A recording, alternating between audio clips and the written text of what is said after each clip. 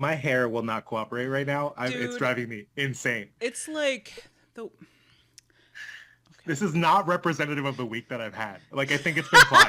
Wait, I brought wine tonight. So I could tell. I saw that, and I was thinking, oh, okay, somebody had a rough day. Was it the field trip? it's everything. It's just been Yeah. so much. Every day it's like nonstop. Like I went to a Yeah. Zoom meeting today that was not supposed to be a Zoom meeting. It was like you were supposed to be there in person, but I forgot and I was in my office and like doing actual work stuff and Yeah. then it said, "Oh, you're 3 minutes late for your meeting." And I log in and I'm like, "Shit, I'm supposed to be at this meeting in person. This is really just for people who are off campus." And then I'm like, "Oh, well, at least I went to the meeting." And then while I'm in the meeting, I'm also shoveling food in my mouth, which is graceful. And then students are pounding on my closed office door. And I'm like, but that snippet is representative of like this entire week. Like, it is just, Yeah. I have to hide. The rest of my week has been okay. I've got like three things that I'm working on, and one got pushed back to deal with the second one, which then got pushed back to deal with the first one. But that's just, being chair, I think. So, wait, what did you think about your first union meeting today? But that was good. I feel like I'm in the room with the right people. I Like, love it. two, I appreciate, like, I want to make sure that like the women that I work with who are like offering like their labor without any sort of like compensation for it are like not having to carry the whole load. So that was nice for me because I know you and I have looked at that a little bit. It's Like you true. pulled up some data about who are the like what are the percentages of like people who are doing like unpaid representation in labor, and who like, and it's predominantly women, whereas like it's male department chairs because they're getting compensated for it. So So there's a lot of that, and then there's a caveat to that too, but that's a also wild way to start the it episode. is just dive right in. Um, so it's also generally speaking more men who write grants that provide them Mm, additional compensation than women. But the caveat to that is about 10 or 15 years ago, the college switched and we started hiring more women than men. And we haven't changed that trajectory. oh, okay. So there are literally more women to do the work now, which is good because we have fewer faculty and staff. So we need all the women to get it all done. Uh, Yes, yes. But there are good men in that group, which is I appreciate because yes, 100%. right. Yes.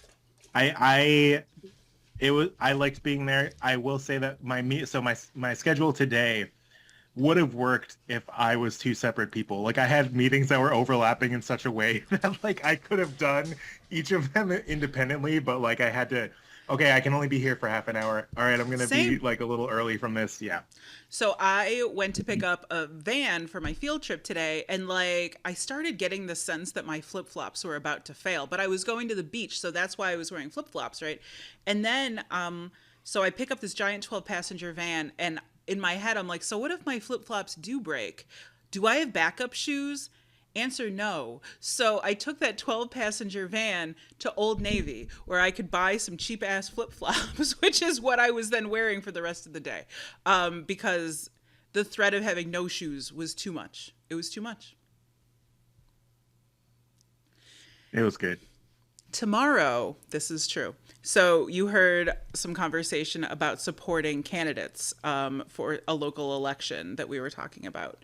Um, I got invited. This was the wildest. I was sitting there, and our union president called me, and she asked me if I would go to a meeting tomorrow, which is literally, I'm just adjusting something, for it's to get the overall Rochester Labor Party to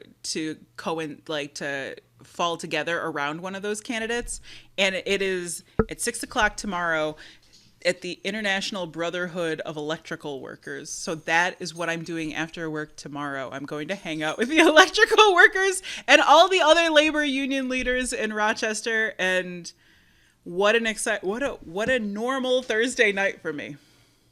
Yeah. It's really cool. It's really cool. It's a Yeah. great opportunity. It's just so far out of my comfort zone, but I'm learning to expand my comfort zone with Me too. wine. I, I feel like there's something pithy there, but I couldn't get to it quick enough. It's fine. It's fine. Well, do we want to welcome people in? I'm excited for the episode tonight. I am so interested and so grateful that I didn't really prepare for tonight's episode. Welcome, everyone, to Coffee Break Classroom. Well, yeah, we're brewed for higher ed. We are, and tonight, Ben is going to be leading us through a series of exciting scenarios and vignettes. Welcome to Coffee Break Classroom, brewed for higher ed, where teaching meets good vibes. We're just two friends chopping it up. Here you can expect a blend of ridiculous classroom stories, a little educational research, and some practical teaching techniques. So grab your coffee, settle in, and let's talk teaching without the grading. Yeah, so we are trying to get the stank off of our office doors. I think it's an okay way to put it. It is. Our last two Office Hour episodes were like such downers because they were us and we just like lamented our bad experiences for like an hour. Yeah.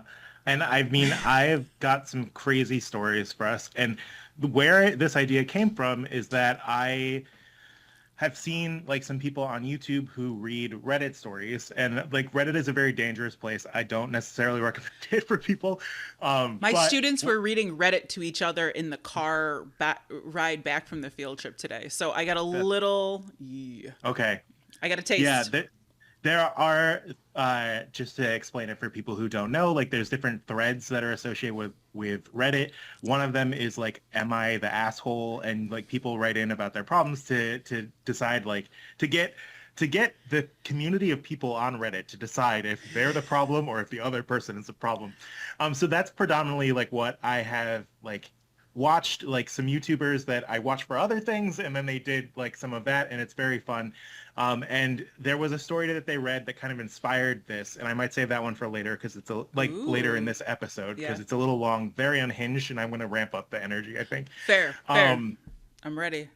Yeah, but there's other Reddit threads such as Petty Revenge, which is where I have a thread from. And there's also one that I found for professors. So essentially, faculty members will write in about with either for advice about how to deal with things with their classroom or dealing with students, or they might just rant sometimes, like they actually have tags for just ranting and venting. And like there's a lot of those that I have to sift through, and I found some that are kind of dealing with asking for advice or just crazy stories associated with things in the classroom that I thought that Amanda and I might be able to kind of unpack together. And she has no idea what we're about to get into. I'm nervous. And I think wine is definitely appropriate for this. Excellent, excellent. But I figured we could capture your kind of genuine reactions to these. And if people like this, right, let either of us know. Oh, we have a very small audience right now, which is just the people we work with. So, like, it's intimate. Yeah, you can come find us and let us know, hey, that's fun, keep doing that. We're also not famous enough to be like the Dear Abbeys of like professors yet. Apparently not. Very small window. We have to dig in the bin for these types of things. And I will also say that Amanda like Googled where do professors write to for advice, and it was this thread. So that was the extent of my research. And then you were like, I got this. I'm on it. I got this. Yeah. Okay. I'm also nervous but very excited. Are you ready for this? I think so. Okay. All right, cool. So the title for our first story, according to my dean, I have a new winner on boldest attempt at cheating. Read below. I'm still working on getting my jaw off the floor. Oh boy. Okay. I'm strapping in. Yeah. So I thought you were actually grabbing a seatbelt like for a second. Are you going to take notes? What's happening? I like to take notes when we talk anyway. It helps me. Okay. I'm old. Feel free to stop me at any point too, like to just react. Like we could dissect this at any point. The first one is super long. We're gonna save that one for a little bit. Okay. Because it builds. But this one right here. Okay. So here's our story. Okay, so here's how this went. I have a student who is taking my class a second time to improve grades for transfer into uni for pre-med. The last time they got a C due to missing work. There are four major essays, which they got A's on last time. They asked me day one, can I just resubmit the old essays? Been there. I've been there. I've had Yeah. that happen many times. I thought this would be fun because that's something we could both talk about because Yeah. I deal with that in labs, like Oh, in I lab bet. courses Right. too. Yeah. Okay, so back to the story. I replied that that would constitute academic dishonesty and a new class calls for new work. They nodded and said that that's what they will do. Lo and behold, week four hits and I see the essay pop up. In my learning management software, I can view old classes for 7 years. I went back and it was the same. I got them on video chat and said, excuse me. And they said, oops, my bad. I meant to send this. About 20 minutes later, I get a new one and it's great writing. Compared it to the rest of the class and nothing was copied. So I warned them that I will be looking at every paper word for word versus old ones. Well, here it comes. Week 8 hits and I get a new paper from them. It's phenomenal work, really phenomenal work. It's the type of work I would later ask, can I erase your name and use this as a sample paper next year? So I go to the old class and run into this weird glitch. Her old paper is gone. Huh, weird. I search around and nothing. I call IT and they pull the log. Our proprietary learning management software lets you unsubmit a file in case you screw it up. What I didn't know is she also had access to the old class. She Oh, unsubmitted her wow. old file, so I couldn't compare. And IT couldn't get it. Ooh. So I'm like, I know she copied, but now I can't prove it. Ew. Yeah. But it was a phenomenal paper the second time around, right? Right. And Okay. like they said earlier that they had A's on all of the four papers before, Okay. right? So like they're acknowledging that this The student student can writes write. great papers. Yeah. Yeah. We're Maybe. not done. We're not Someone. done. Someone Yeah, writes yeah. great papers. Okay. I'm listening. But then it hit me. This paper was so good and I remember it well enough that I asked last year, could I use this as a sample? I open up my HIPAA secured drive. I'm a psychotherapist and I found it. It was word for word. Yes. Then I opened up the Word document data and sure enough, she didn't change the origin date. I submitted this all to the dean to find out that she did this in two other classes that week. She is now out of school and lost her chance at uni. So that was my week. That's the story. That's our first story. So that's unfortunate. I mean, Yeah. so the student is really like smart. Like right? I have a good story for you. Also involving our dean, not this current dean, maybe a dean or two ago. I was sitting in our dean's office, I don't know why. And the math chair came in. And math had, I don't know if they still do, but they had this requirement that you had to go to a testing center to take your exams so that they were sure that you weren't cheating. And so she's like, something about the website for the testing center just struck me as odd. So I went and I found this beautiful web page and she had it all. And she's like, and here is the web page for the testing center. And then I dug a little deeper because something just still felt off. It was a made up testing center. The student made a web page for the testing center that didn't exist and then sent it to the teacher that this is where they would be taking their test. And it's so much freaking work. Just do the test. Like, you're clearly intelligent. Yeah. Right? And I was like, that is impressive. Like, I don't even know. I mean, yes, I get it. Yeah, But yeah. wow. Like the extent that some people will go to like avoid work when like the work itself is The not amount that of bad. work they're doing is more than the actual work. And those are the people that I can fault over like the ones who have jobs or like who like have Yes. like kids to Yes. take care of. Like Yes. yeah, I can get that. I can get that. That's amazing. Yeah. You said you've dealt with this before? Oh, 100, like, yes. I've had students take classes more than once for sure. Yeah. And online classes are just the same. And sometimes I care more about it than others. Like, it depends on, like, opinion papers. Presumably their opinion hasn't changed all that much. And they got feedback on it last time. Mm-hmm. So, and usually if someone's taking a class again, they weren't writing papers that were so exceptional I was going to share them with the class. So it was a Yeah. non-issue. Like, okay, if you want to, submit your C minus paper again, rock on.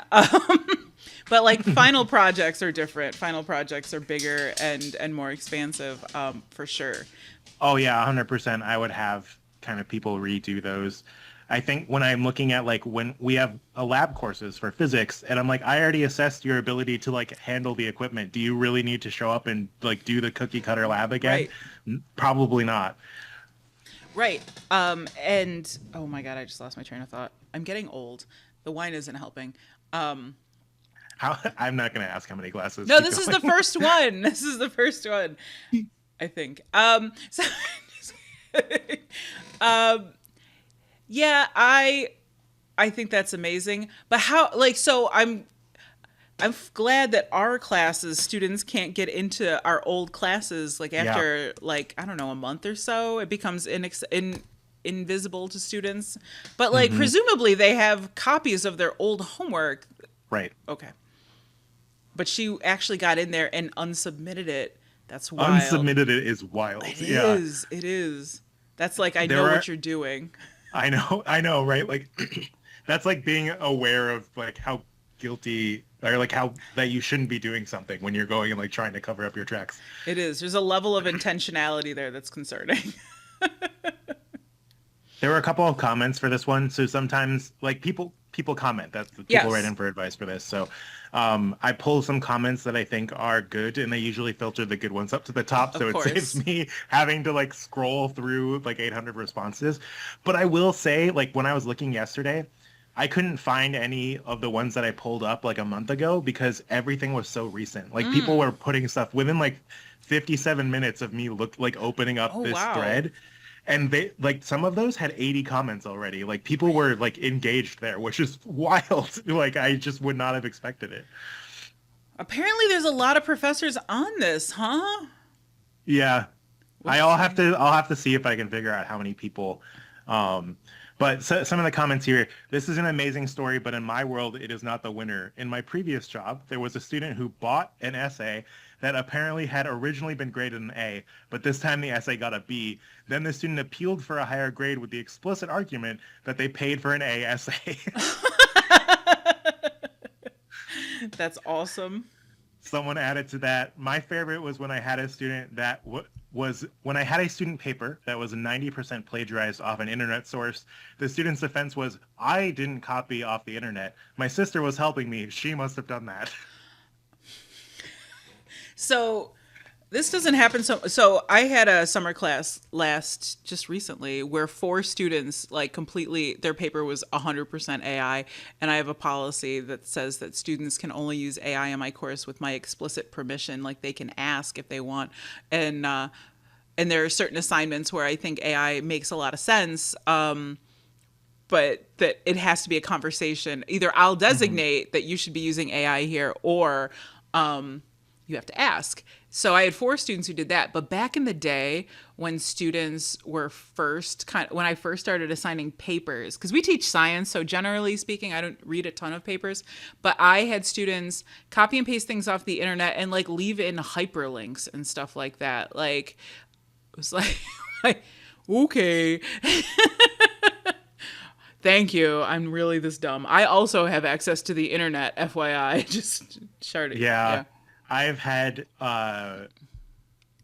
people at the end of the semester when they're like trying to submit late work, they submit it and it is I'm like, this looks familiar, and like I go back and I like find that, oh, their like current partner like shared it with them. And I've had some that haven't even taken the names off the top. Like they submit, like at least two people No. in the past year have submitted a late assignment and it had another student's name at the top, and I'm like, excuse me. Doesn't that make you Like, mad? You do so many things to I like know it de-incentivize does, cheating. it does, and I'm just like, what's happening? Like, what Walk are me you doing? through what's going I on. know I Yeah. do so many. I do a lot, and it like it bothers me. But at the same time, I'm like, look, I tried to give you an opportunity. Like, if you would like to go and do the work, and then like show me that like you've done the work. Like I will whatever, but like come on. Like Yeah. there's more to it than this. Like you are getting a chance to actually do it. It's wild. So I don't know if you've read a ton of papers that were written by AI, but it becomes obvious by like sentence four that I like, haven't, okay. yeah, I haven't read papers. I've looked at code that I'm pretty Okay. sure I'm like, you don't, you don't know what this is doing. I did Mm-mm. not teach you anything that was here. And Mm-hmm. like, I know that you didn't know any code before we started. So Yeah. I don't know where this is coming from. Right. But yeah, I'm trying to think about, this is probably something like that's going to end up being a later episode because we can't avoid AI for much longer. But I will I think there's some benefits to it in kind of a coding sense. And I Yeah. actually know like other instructors who like have policies for students to kind of work with AI for code specifically, Yeah. but they still have to. One of the things that I include in my assignments is I still want students to go through line by line and explain what they're doing. So if they're using AI for code, but they can explain to me what is happening in each line, I'm fine with that. So I'm having my students use AI next week in part on one of their labs where they're going to be developing Google Earth placemarks, and I want them to format the text in there using HTML code, but I'm not going to teach them HTML code because I don't know HTML code, but you know who does is AI. So I'm going to Mm, have them use it as a tool. Yeah, we can't not talk about this too much longer. yeah. I had a conversation this morning where a non-professor was asking me about AI in the classroom and how I used AI as a professor too. Because I think it has a place, and I also think Yeah. that avoiding it is like you were a, you were alive before the internet, but like, do you remember growing up without having the internet in your home? Oh, 100%. I grew up in Okay, a very rural I area. know. We had three TV channels and like and I was on a farm. Like we didn't have time for the web. Like we got dial-up sometime when I was like in high school, Okay. and then we didn't have Wi-Fi until I was a sophomore in college, and I was like, can we please have Wi-Fi for when I come home to clean all of these horse stalls? Like I need to on the weekend be able to do my work without having to plug in a cord Oh my and the God. phone line go so That's amazing. yeah. Well, so I remember being in school when the internet started to be like when you would go to computer class and they would teach you how to go to the internet. And I remember a big kerfluffle was people being like, students aren't going to know how to do research anymore because they don't have to go to the card catalog in the library and find like the Dewey, the Library of Hmm. Classification System. And it's not that at all. It's like it's a tool that we actually use to do research faster and better. Hmm. So I kind of think that AI is like that, but maybe bigger because it's not just in research, Avi. Maybe that should be our New Year episode. Like our first episode of the New Year can be AI. That's true. That's true. Yeah. Welcome to the future. Yeah. I like it. Cool. All right, ready for a second another story? So ready. Okay. So this actually comes from Pro Revenge because I had some stuff from like I had heard some revenge stories on this YouTube channel and I searched them for like professors and like stuff like that. Oh So boy. I found some revenge stuff. So not my revenge, but my professor against cheaters. Ooh.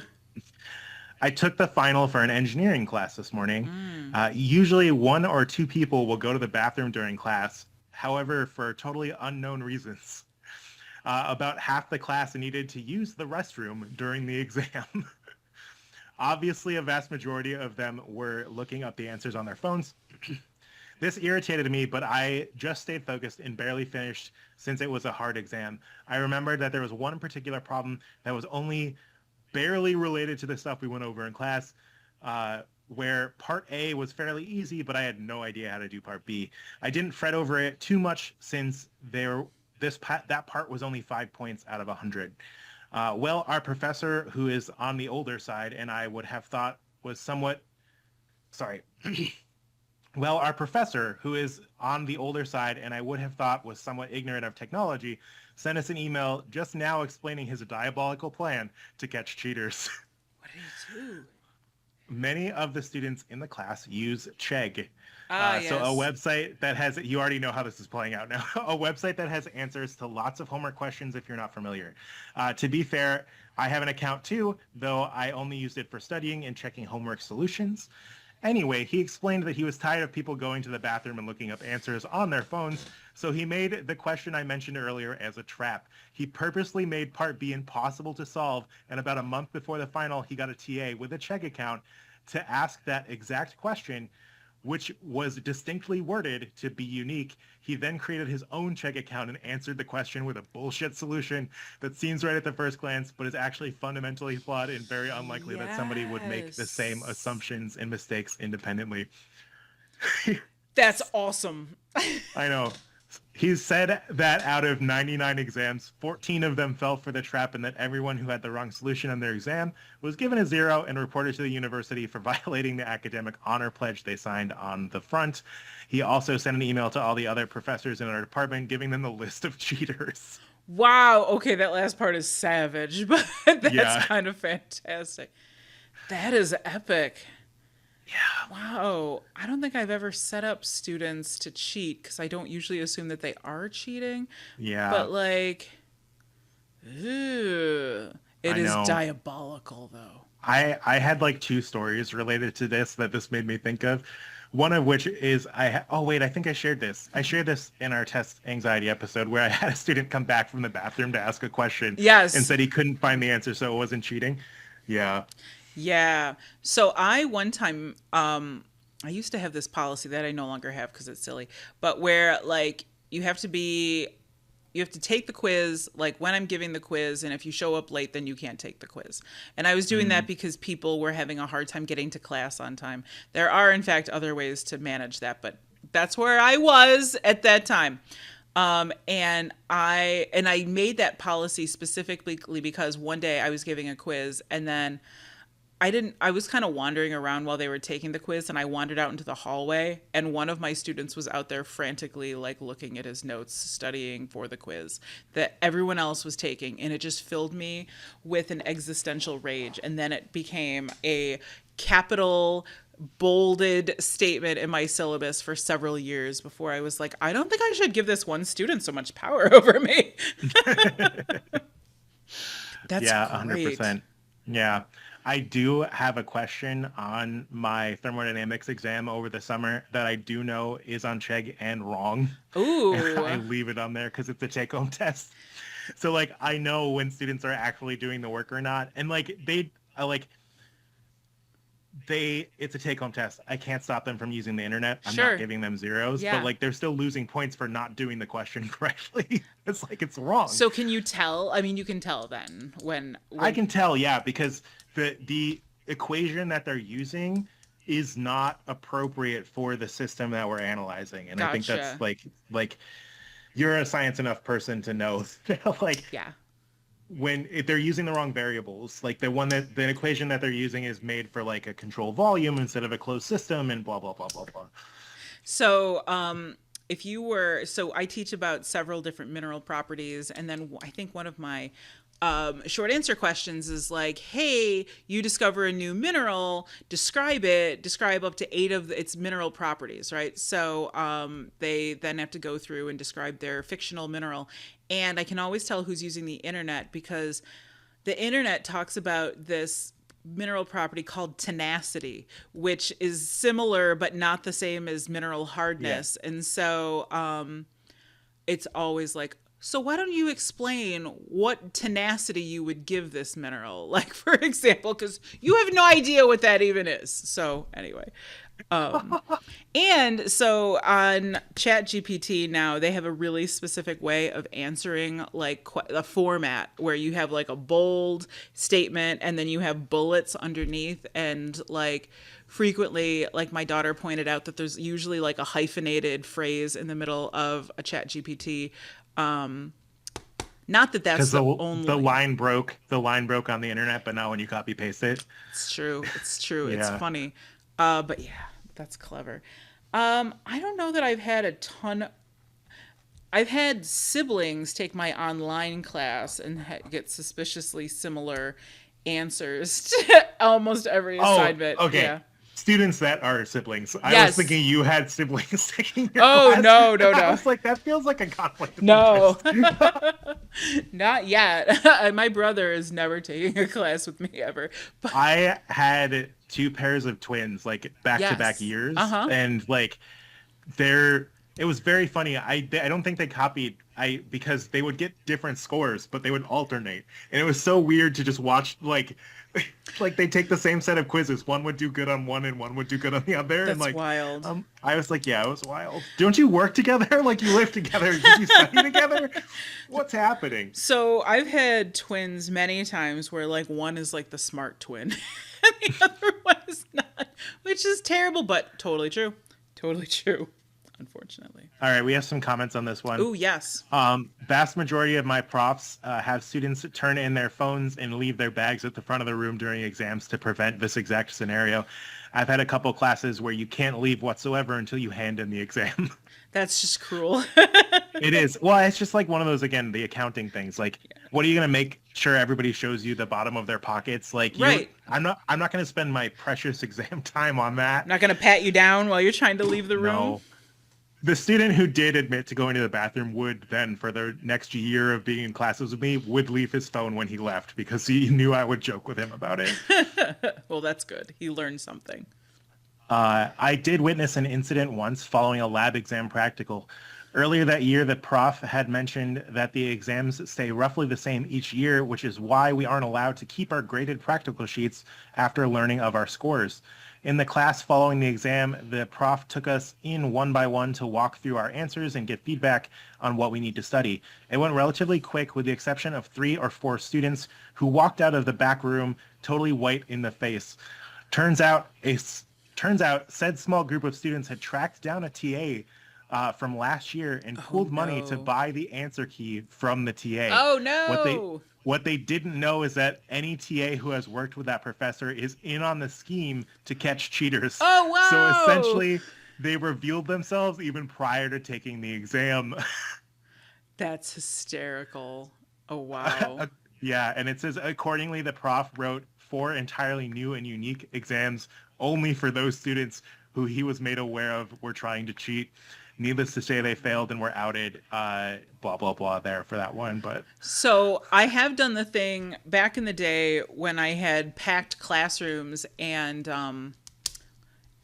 lots more like multiple choice type tests where you have like Form A and Form B for exams. And then I've had people cheat off of people who had completely wrong exams. And there's, yeah. and I don't tell them that there's 2 forms of the test until afterwards. And the look on their faces the day after when I hand it back is actually priceless. Like there's something like a little bit like vindictive, I think, about it. But Yeah. it's like, aha, suckers. I'm just kidding.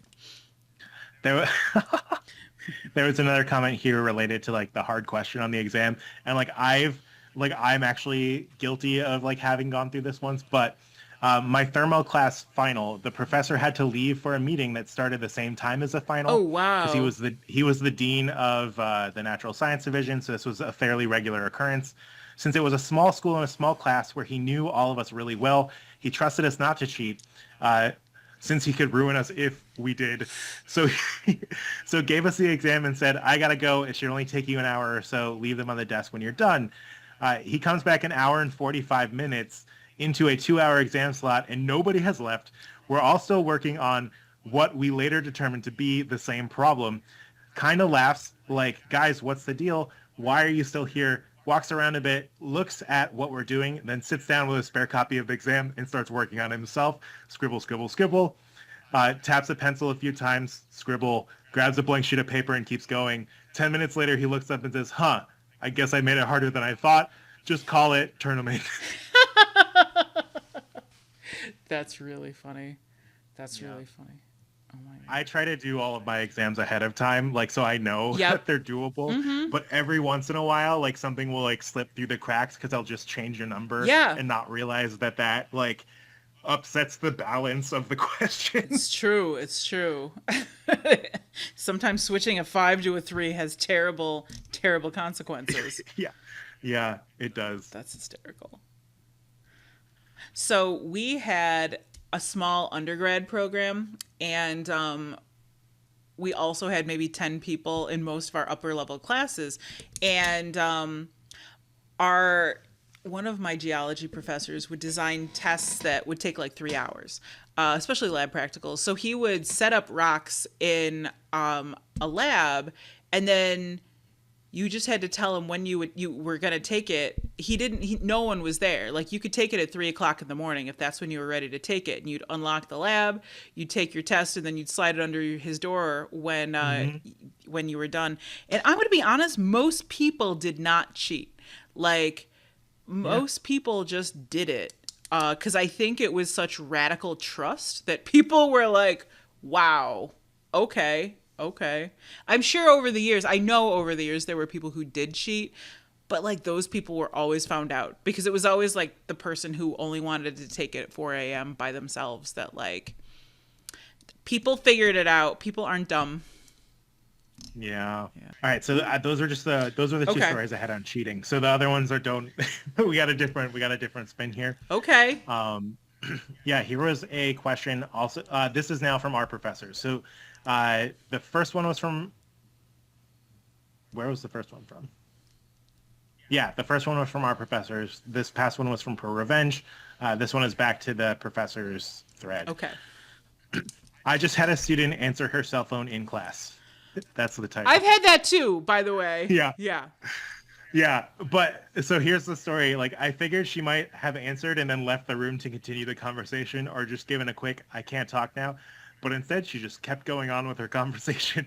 This can't possibly have been acceptable behavior in high school. I'm just stunned at the audacity. Update, my initial response was to keep lecturing, but she decided to have an extended phone conversation. So I stopped and asked her to leave if she was going to talk on the phone. She hung up and stayed. But now I'm thinking of all the epic responses I could have had, like casually walking up and then holding the mic right next to her phone. So, I was teaching, oh my God, a long time ago. And back in the day, everyone used to have like a cell phone policy in their class, which now just feels so antiquated and silly. But like people will get themselves all worked up about cell phones in classes. And a couple people still do, but most of the time you're just like, what are you doing here, right? But I've had faculty who are like, oh, I do have a good story here, who would have their policy be, if your phone rings in class, I get to answer it. And I do know of people who did answer students' phones and be like, Janet can't talk right now. Janet's in math class, but she'll call you when she's done, and like hang up on Janet's mom. But I used to have a policy that if someone's phone rang in class, and audibly, like things buzz, right? Audibly, that first the whole class would get a warning. And then the second time someone's phone rang in class, everyone got a pop quiz. Like everyone got a pop quiz. That's awesome. Oh my God. And I only actually did that once, and it was in a summer class. And it was in the first week. By the end of the first week, this girl's phone it rang the second time. And I was like, all right, everybody take out a piece of paper. And I came up with a pop quiz, and everyone hated this girl. Like hated her. She dropped the class the next day. Like she never came back. And I feel bad about that, but it was actually really funny too. Okay, maybe it wasn't funny. It wasn't nice. It wasn't nice. Yeah, like it's unfortunately redirecting the ire of the students, like it's stoking it, I should say, I guess, because I definitely know there's people who are like, why are you doing this? This is disrespectful. And like, that's usually us also. Yes. But then to make them have to do a test, like it's I'm not even sure that I quiz. counted the pop quiz, to be honest with for you. sure. Yeah, Like yeah. it was just more of like I can do this. Like that anyway. What we need to do is like play a movie theater like intro at all the start of all our classes. Please silence your phones. Well, I mean, does it really even happen anymore? Like, I don't know. I don't think I've had to deal with this. No. I'll tell you, I've had more faculty meetings with people's phones ringing for sure than I've had students with their phones ringing in the last 10 years. That happened today. It did, right? At our faculty. Yes. Yes. So and oh my God, I've been, it's like faculty or and staff like events when it's not just one person's phone that rings, it'll be like four or five. It's like, okay, everyone turn off your damn phones. Like, let's just pause. Old people, why are your phones ringing? Anyway. Yeah, so some comments here. I would have been very loud. Student name, take a conversation outside this class, pointing at the student and then the door. Any pushback, and I would tell them to leave and not return until they could show basic respect for everyone else. Oh, man. I know some of these comments. This is, again, I like that's so strong. Yes, like, yes. Chill out. Like, I mean, extended conversation I kind of get, but like, yeah. I've definitely had moments where I'm like, what are you doing? I've had students answer their phone in class, and like, I've had students be like, I can't talk now, I'm in class. And then they hang up. And then I've had... And right. Yeah. That's fine, yeah. And then I've had some students who just keep talking, and I'm like, what are you doing? And they're like, sorry. And like, I don't know what's happening. Anyway. They're trying to get their mom off the phone. They are. Do you want me to get your mom off the phone? I'll do it. Mom, now is not the time. We have rocks to learn. Somebody said, I would have stopped mid-sentence and let my face do the work. Absolutely stunned, silent disbelief. If you don't crack a smile at the level of audacity, everyone else in the room is going to feel the tension. Never had that happen at uni, but a middle schooler once loudly swore harshly in class and everybody fell silent waiting for my eruption. That didn't come. I talked to her quietly one-on-one. But you could hear a pin drop in that classroom. They all know the rules, and they all know somebody was crossing a line. You need to react one way or another to let the others know that they are right and that one person is wrong. Yeah, it's true. It's true, especially in middle school, right? Where like, yeah, where kids are young. Kids are young. Yes, they're still forming the things that they need to like form. Exactly. And yeah. I have a random question for you. Sure. When you guys are in lab and people are like working, do you like have music or like background noise at all? I know people who do. I don't, because I am a person who will get sensory overload sometimes. Like if there's too much going on, and like the talking is already enough as it is. Okay. To like have some underlying music would probably like, it would be like having a white noise machine at a Chairs Network meeting because the ELT is meeting in the next conference room over. So they put a white noise machine in your room that's constantly going while you're trying to talk with each other. It would be kind of like that. Okay. So I usually have music playing in the lab because there's times when it's just absolutely silent. There isn't always talking. And over the years that's evolved. And I used to have, I'm asking this because this came up in lab this week. So there was a time I used to let students like choose an artist and we'll listen to it on Pandora. So dangerous. It was. One student picked an artist whose lyrics were so explicit that like other students were like, can we please not listen to this anymore? I don't want to listen to this with my teacher. So we turned it off.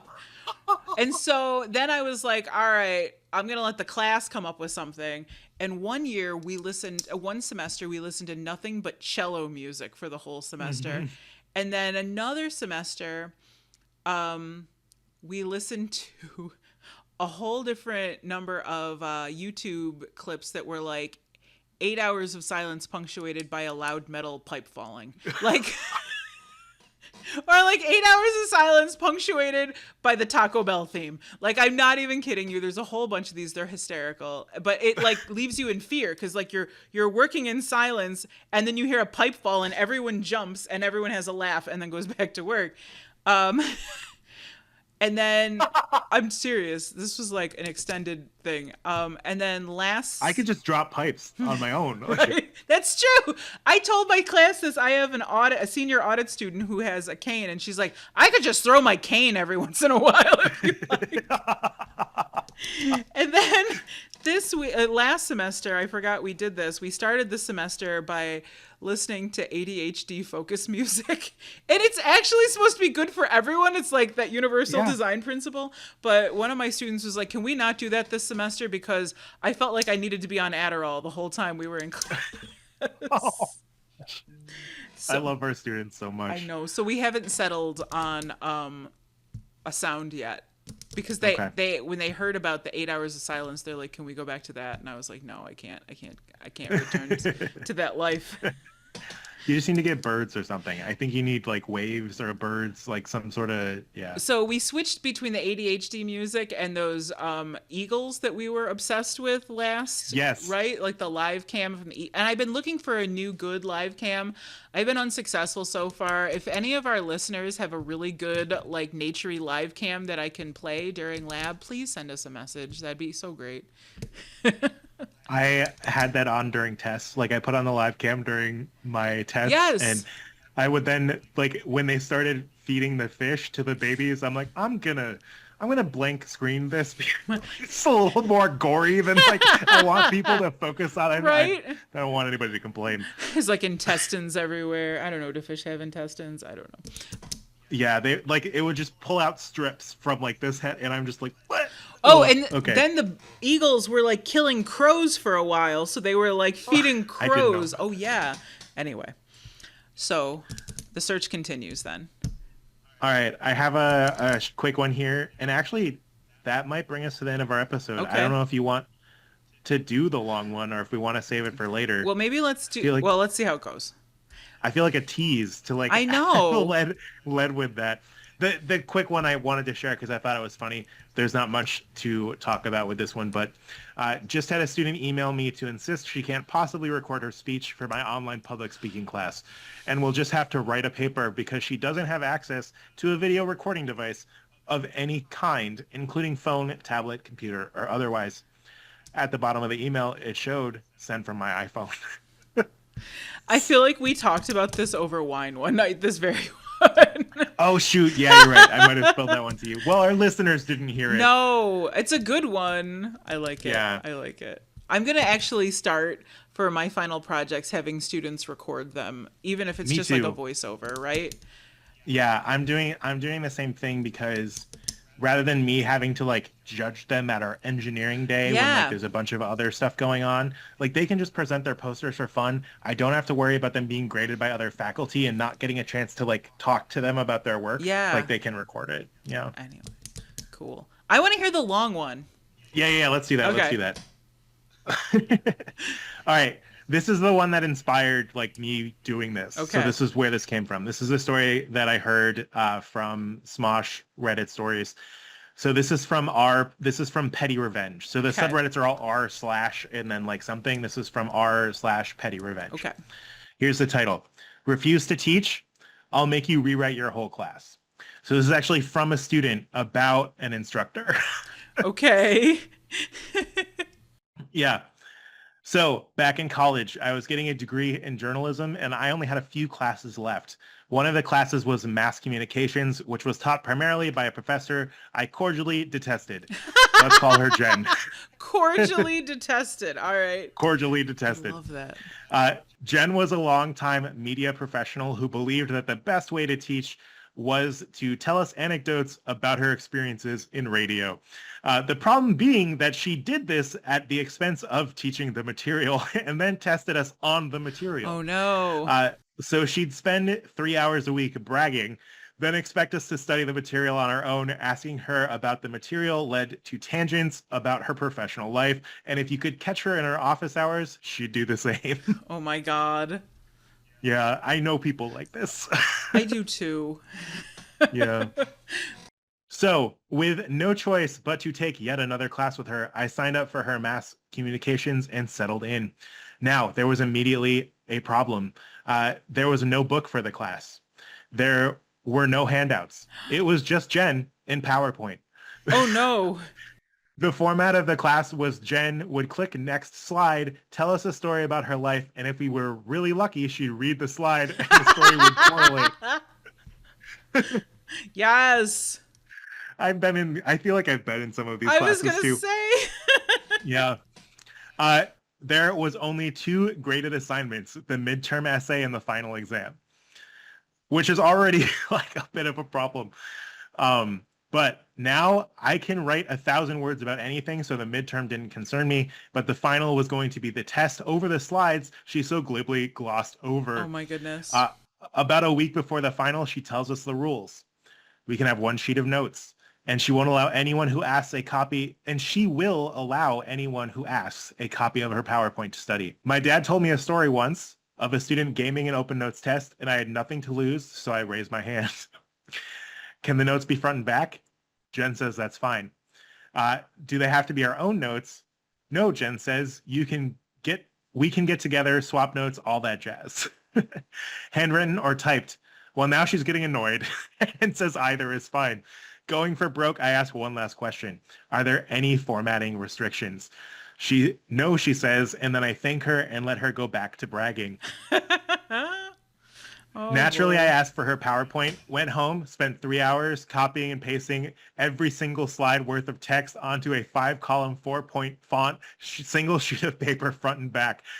These are God's own notes, the be-all, end-all, the entire semester's worth of class material on one page. Wow. Then I printed 30 copies and gave one to everyone. No, savage. No.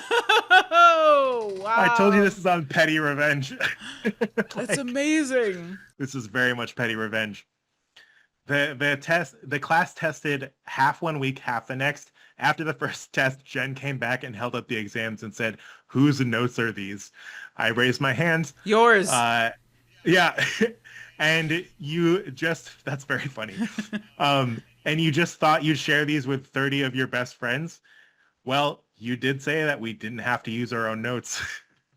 For the first time in years, according to other professors I was friends with, Jen's mass communications class had 100% pass rate. Wow. Any thoughts? Good for the student. That's awesome. Yeah. That's awesome. I know, right? Like to just be like, hey, like they followed the guidelines, right? Jen can say nothing about this. No. I think, okay. Yeah. Is there more? Yeah, there is more. Okay, I like how you're like, I know there's more. I do. But the story doesn't end there. Uh-huh. Next semester, an acquaintance, let's call her Laura, approached me and asked if I still had the God notes. I said yes and sent them to her. Now Jen has gotten wise to this and restricted notes to a pair of index cards. Laura, the absolute madwoman, managed to fit the God notes on 2 index cards. For the second time in many semesters, there was a 100% pass rate. Well, you know what? If your test is so directly from your notes that alone can get your students to get 100, you deserve it. You deserve it. Yeah. Oh, for sure. The next semester, so this is still going. I said this was a little bit long, but we're close to the end We're here. good. The next semester, I'm approached by a girl named Ellen. She came up to me and asked about the God notes. I emailed them to her on the spot. I keep them on a Google Drive. And asked her about the restrictions on the notes that semester. Turns out Jen said they had to be handwritten, but we're back to a standard sheet of single printer paper. Ellen assured me this would be no issue. 3 days later, she comes in and shows me that she had apparently handwritten in 4-point font. Wow. And apparently scanning and duplicating them was allowed as long as they were handwritten. Oh my God. 100% pass rate. The next semester, Jen ordered textbooks and rewrote the curriculum. And then the last 2 classes I had with her, she was very careful to stick to the material. And as far as I know, she never gave out her PowerPoints as a study guide again. Man, sometimes I guess the students do train you to do your job. Yeah, to do your for sure. job. Wow. I love that. I love that for Jen. Yeah, it was very good. So that was a story that inspired this. There were a couple comments there, but they were a lot of basically stories about engineering professors who had the same issue. Really? Yeah. Wow. I don't know. That's funny. I kind of wonder, and this is where we're going to leave off because we're not going to talk about AI anymore. What education will look like in a few years when like memorization becomes even more obsolete than it already is. Like, Yeah. how different are things going to look like? Because if you can write it on a piece of paper and you can look it up, then like, what are we teaching students? I think about that exact same thing too. And like when I'm doing my in-person tests, like that's why I'm like, this is basic stuff that I want to make sure that if somebody asks you on an elevator, you would be able to answer. I don't need you to sit there and walk through lines and lines of math. Like I need you to like be able to explain the relationship between forces on a free body diagram. Like that's what's important, is for you to be able to look at something and understand what's going on. Like I don't need you to like do any of the rest of that. Yeah. Oh my God. Speaking of force and acceleration, did you watch the Bills game this weekend? You didn't, did you? No. Oh my God. No. Oh my God. Season opener, best game of the year already. But like there is, so the Bills beat the Ravens in like literally the last second of the game. It was epic. They were down like 15 points. In the fourth quarter, I told my man friend, I was like, let's just go upstairs. This game is over. And he's like, you're not a very good Bills Mafia member. We're staying down here. We're going to finish watching it. Well, thank goodness. But the reason, so the Bills played the Baltimore Ravens, and there is a player on the Baltimore Ravens, Derrick Henry, and he is like a beast. It is like trying to tackle a Hummer. This dude, and I was like, he wasn't even breaking tackles because people were afraid to try to tackle him because he's just a monster. And like, I was like, I just don't understand. Like, they're all big guys. And he was like, this is Newton's second law. This is why. He's like, this is mass times acceleration. The force of this man could kill a man. That's why they're just like, not my problem. That's so funny. And I totally forgot that that's what it was connected to, because as soon as you started talking about football, like my brain shut off. I watched your brain shut off. I watched your eyes be like, okay. Anyway. There's your clip. There's your clip. Exactly. Well, that's awesome. Anyway, go Bills. But this was fun and so much less of a downer than our first two office hour episodes. Yeah. It kind of gives us a chance to talk about things, dissect, share stories without having it to be about ourselves and the things we can't solve on our own. And like opening up your veins so that spilling your guts in a way that is just awful. Sometimes. Well, if people like this, I've got some more saved. I'll just have to dig them up and put them in an Excel file. Yeah. Not an Excel file, in a Word document. Of course. And if you guys have good stories, oh my God, please send them in. I love hearing people's teacher stories. Yeah, I would actually just love to read stories for this. You don't need to write in about your problems. No. Just coffeebreakclassroom@gmail.com. Tell us your crazy teaching stories. Do it. Do it. And maybe I'll theme some episodes if this becomes a thing. Yes, this should totally be a thing.